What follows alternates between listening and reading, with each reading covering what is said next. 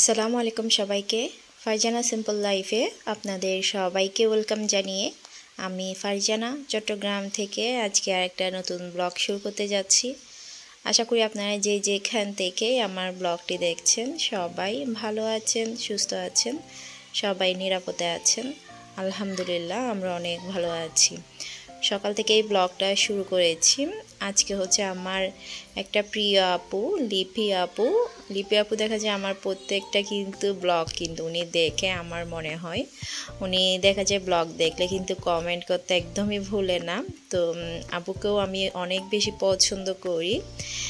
দেখা যায় আমার প্রত্যেক ব্লগেই দেখা যায় লিপি আপুর একটা সুন্দর কমেন্ট থাকে। তো আপু বলেছিল যেহেতু আমি রুটি মেকারে পরোটা বানাতে পারি না, তো আপু বলেছিল আপু নাকি দেখেছিল একটা ব্লগার নাকি রুটি মেকারে খুবই সুন্দর করে পরোটা বানায়।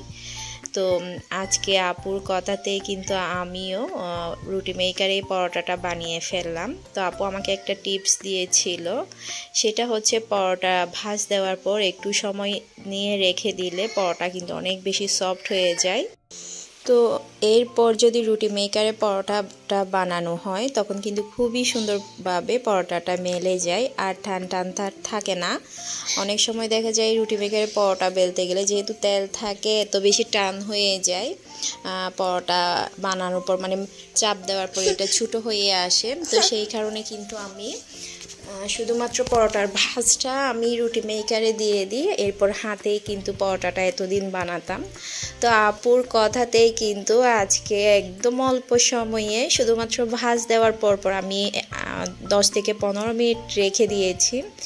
এরপর খুবই সুন্দরভাবে পরোটাগুলো একদম অল্প সময়ে আমি রুটি মেকারে কিন্তু বানিয়ে নিয়েছি। আর মাশাআল্লাহ চেখার পর কিন্তু খুবই সুন্দরভাবে ফুলেওছে, এরপর অনেক বেশি সফট হয়েছে। তো অনেক সময় দেখা যায় আমরা নিজেরাও কিন্তু অনেক কিছু জানি না, তো অনেক আপুরা কিন্তু অনেক সুন্দরভাবে গুছিয়ে কিন্তু কাজ করে সংসারের। তো আজকে হচ্ছে আমার প্রিয় বড় আপুর কথাতেই ওনার টিপস ফলো করে কিন্তু আমি পরোটাগুলো বানিয়ে নিয়েছি আলহামদুলিল্লাহ। আর আপুকেও অসংখ্য ধন্যবাদ। আপু যদি আজকে আমার ব্লগটা দেখে থাকেন তো মাঝে মাঝে কিন্তু চাইলে ছোটো বোন হিসেবে আপনি এভাবে বিভিন্ন কাজের টিপস দিতে পারেন। যেহেতু আমরা এখনও ছোট, অনেক কিছু অজানা আছে, বড়দের টিপসগুলো ফলো করে যদি করা হয় তাহলে কাজে অনেক বেশি সহজ হয়ে যায়। তো সকালে নাস্তা করার পর অনেক কাজকর্ম সেরে নিয়েছি। তো এদিকে হচ্ছে দোহা রুমে ক্লে দিয়ে বিভিন্ন রকমের ফ্রুট বানাচ্ছে, এরপর সবজি বানাচ্ছে, বিভিন্ন রকম দেখছি খেলনাপাতি বানাচ্ছে। তো এগুলো অনেক বেশি সুন্দর হয়েছে। আজকে কিছুদিন ধরে কিন্তু দোহা অনেক বেশি টাকা খরচ করে ফেলছে। আসলে ওর যেহেতু নিজের টাকা আছে, বাচ্চাদের দেখা যায় ঈদের বোনাসগুলো কিন্তু খরচ করে না, ওদের ব্যাগেই রেখে দেয়। তো আমরাও আর কিছু বলি না, যেহেতু বাচ্চা মানুষ নিতে চাচ্ছে।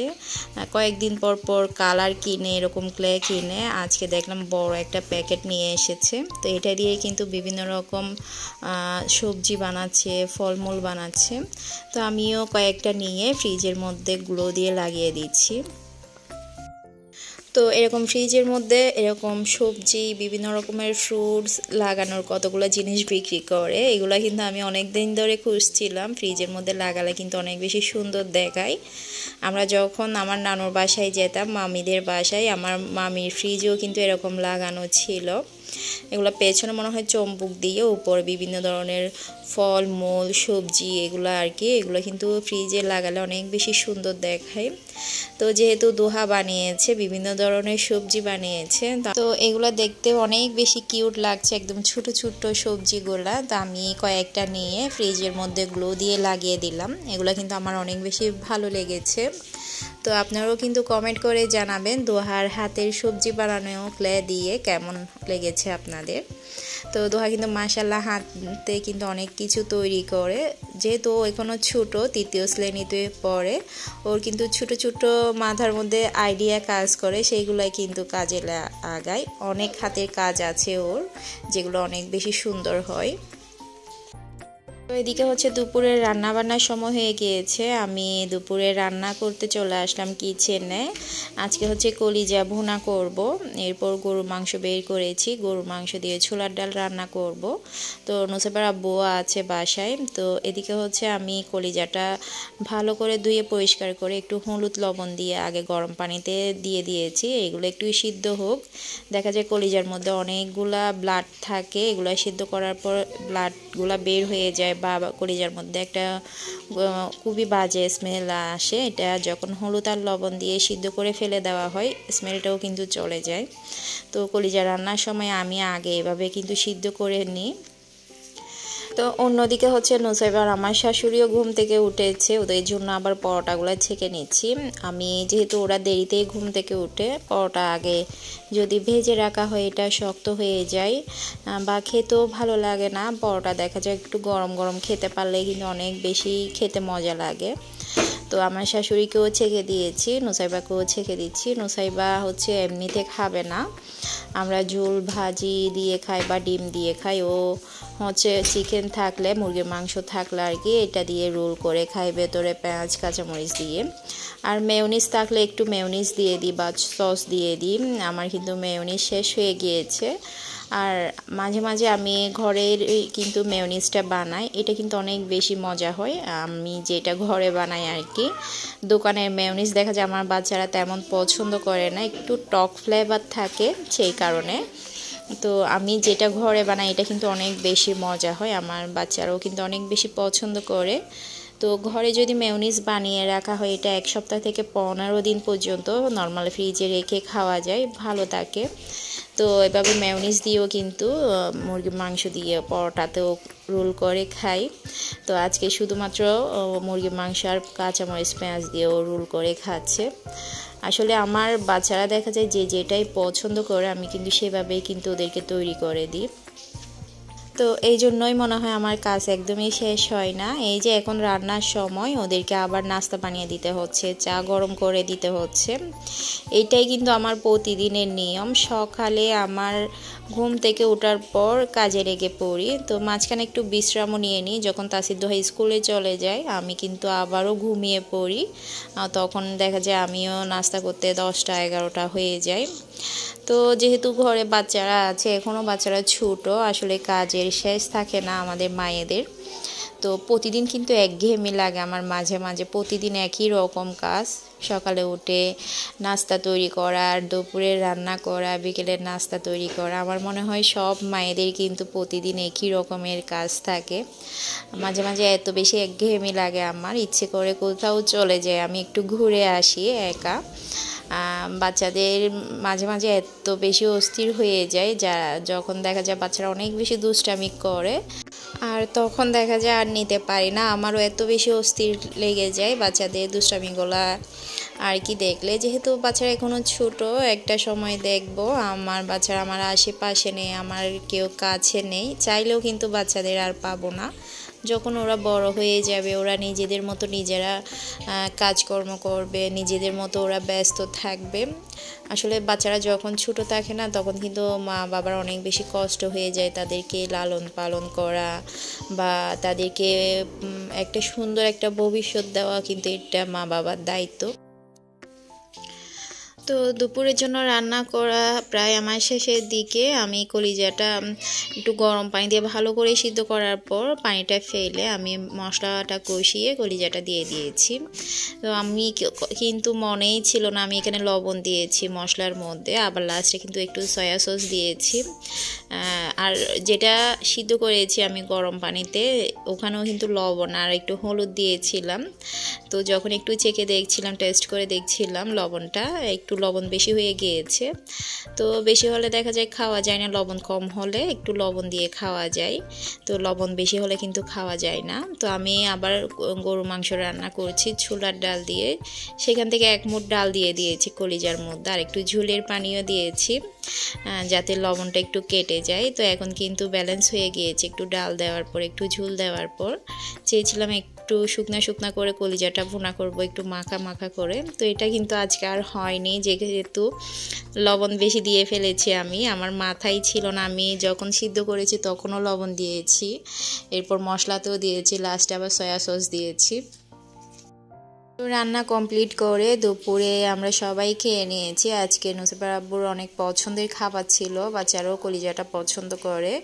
তো সবার কিন্তু অ্যালার্জি, এত বেশি অ্যালার্জি ঘরে, কিছুদিন ধরে কিন্তু গরুর মাংস খাওয়া হচ্ছে না। তো নুসেব আব্বু কিন্তু বিরক্ত হয়ে গিয়েছে অ্যালার্জির জন্য। তো উনি বলল যাই হোক, অ্যালার্জি তো আছে সারা বছর, এটা কিন্তু ওষুধ খাওয়ার পরও যাচ্ছে না বা কমছে না। আমরা ঘরে সবাই কিন্তু অনেক বেশি অ্যালার্জির সমস্যা হয়ে গিয়েছে। আসলে অ্যালার্জি জিনিসটা ঘরে মনে হয় একজনের হলে পুরো পরিবারের হয়ে যায়। আমার শাশুড়ি থেকে শুরু করে সবার একদম তাওরাতের পর্যন্ত।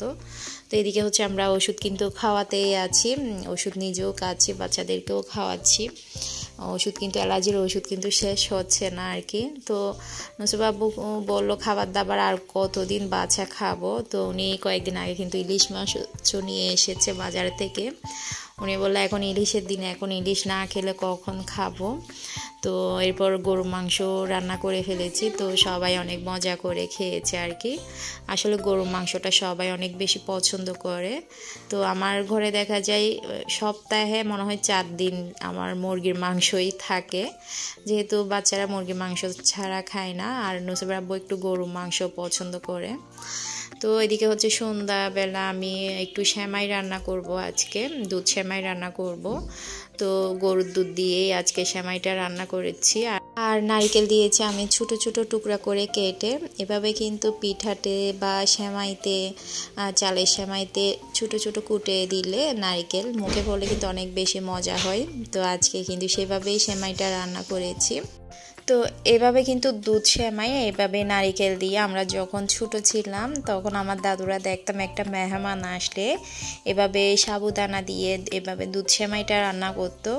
তো আমার আব্বু দেখা যেত আমরা যখন ছোট ছিলাম আর কি, তো এইভাবে সাবুদানা দিয়ে আমাদেরকে অনেকবার দুধ সেমাই রান্না করে খাইয়েছিল। আমার কিন্তু এখনও মনে আছে, এটা অনেক বেশি মজা হয় খেতে।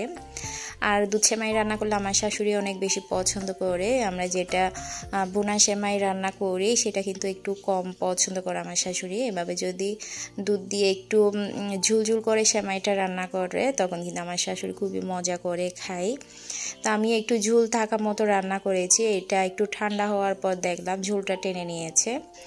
যাই হোক, আমি রান্না করার সময় অনেকগুলো দুধ আর পানিও দিয়েছি সাথে। এতগুলো দুধ তো দিতে পারছি না, এখানে প্রায় 1 কেজির মতো দুধ দিয়েছি আমি, তবুও কিন্তু পানি দিতে হয়েছে। 1 প্যাকেট সেমাইয়ের মধ্যে এত বেশি পানি টেনে নিয়েছে আর কি। তো আমার শাশুড়ি খাওয়ার সময় বলছিল আরেকটু ঝুলঝুল রাখতে পারতে। তো আমি বললাম একদম 1 হাঁড়ি দিয়েছি আমি দুধ আর পানি। তো এটা কিন্তু টেনে নিয়েছে ঠান্ডা হওয়ার পর। তো আমাদের বাসায় আমার মাও বলে সেম কথা, ভাবি যখন দুধ সেমাই রান্না করে তো ভাবিরও দেখা যায় ঠান্ডা হওয়ার পর দুধ সেমাইটা এভাবে টেনে নেয়। তো আমার আম্মুরও কিন্তু এটা পছন্দ না। আমার আম্মু বলে দুধ সেমাই একটু ঝুলঝুল রাখলে ভালো লাগে খেতে, একটু যদি কম সিদ্ধ করা হয় আর কি। প্যাকেটের সেমাই কিন্তু দেয়া মাত্রই নরম হয়ে যায়। তো আমার শাশুড়িও কিন্তু আমার মায়ের মতো সেম কথা বলে। তো এটা হচ্ছে সন্ধ্যার পর নুসেবার আব্বু নামাজ পড়ে এসে আমার সুবিধের জন্য আমাদের পাশের যেটা নতুন ছাদ করা হয়েছে ওখানেই কিন্তু রশি টাঙিয়ে দিচ্ছে, যাতে আমি আর উপরে না উঠতে হয় কাপড় শুকাতে। পাশেই কিন্তু ছাদে আমি কাপড় শুকাতে দিয়ে ফেলতে পারবো। তো উনি নামাজ পড়ে আসার সময় একদম অনেকগুলো রশি নিয়ে এসেছে, চিকন রশি। তো এগুলো এখন ছাদের মধ্যে টাঙিয়ে দিচ্ছে। তো নতুন ছাদ যেটা করা হয়েছে এটা তো আর সিঁড়ি বেয়ে উঠতে হয় না আমাদের পাশে একদম, যেহেতু দরজা কেটে দেওয়া হয়েছে। তো এই ছাদে কিন্তু প্রচুর রোদ থাকে, যেহেতু আশেপাশে কোনো গাছ নাই। এটা হচ্ছে রাতের বেলা, একদম দিনের আলোর মতো হয়ে গিয়েছে। বাচ্চারা হচ্ছে ওর আব্বুকে যখন দেখছে এখানে রশি টাঙাচ্ছে, ওরা তো পড়ালেখা না করেই উঠে এসেছে সাইকেল নিয়ে, তাসি সাইকেল চালাচ্ছে। আর এই ছাদে কিন্তু সাইকেল চালা কিন্তু অনেক বেশি রিস্কি ব্যাপার, যেহেতু রেলিং দেওয়া হয়নি এখনও, ওদেরকে এত বেশি নিষেধ করছে। আর আমার এখানে অনেক বেশি ভয় লাগে, যেহেতু ওরা ছোটো এখনও। আর রেলিং ছাড়া ছাদ কিন্তু অনেক বেশি রিস্কি বাচ্চাদের জন্য, সাইকেল চালা তো মোটেই সম্ভব হবে না। তো তাসিরকেও নিষেধ করছি। তো এটা হচ্ছে আমাদের বাড়ির পেছন সাইডের একদম একটা ছোট্ট ফাঁকা, যেটা আমার জ্যাঠা শ্বশুরের বাড়ি আর আমাদের বাড়ির সাথে একদম লাগানো। এখানে একটা মানুষ ঢুকে কিন্তু প্লাস্টার করা যাবে না, সেটা কিন্তু আমি নুসাইবের আব্বুকে দেখাচ্ছিলাম কোনো রকম প্লাস্টারটা করাতে পারে কি না। তো আমার ড্রয়িং রুমের ওয়াল আর নুসাইবের রুমের ওয়াল কিন্তু পুরাটাই ড্যামেজ হয়ে গিয়েছে প্লাস্টার না করার কারণে, পানি টেনে পুরা রংটা নষ্ট হয়ে গিয়েছে। আপনারা তো অনেকেই দেখেছেন।